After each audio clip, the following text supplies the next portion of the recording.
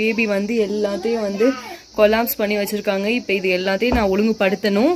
இங்கே வந்து எல்லா வேலையும் க்ளீனாக முடிச்சுட்டு தாங்க தோட்டத்துக்கு போவேன். தோட்டத்துக்கு நான் போகிற டைம் வந்து 10:30 மணி இருக்குங்க. 10:30 மணிக்கு போயிட்டு 12:30 மணிக்கு வந்து உள்ளே வருவேன்.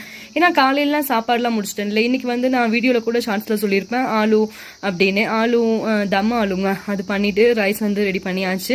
இதை வச்சு நம்ம பால் வந்து போக்கிடலாம். இப்படி தாங்க இருக்குது. இது எல்லாத்தையும் நம்ம க்ளீன் பண்ணிடலாம். நான் காட்டுறேன், நீங்கள் பாருங்கள். இங்கே காஷ்மீரில் எல்லார் வீட்லேயும் கார்பெட் தான் யூஸ் பண்ணுவாங்க. அதனால நம்மளும் கார்பெட் தான் போட்டிருக்கோம். இது வந்து பெரிய பிளாங்கெட்டுங்க. நான் சொல்லியிருப்பேன் காஷ்மீரில் கடுமையான குளிராக இருக்குது அப்படின்னு. அந்த குளிர்னால இவ்வளோ பெரிய கார்பெட் வந்து யூஸ் பண்ணால் தான் நம்ம நைட்டு வந்து தூங்க முடியும்.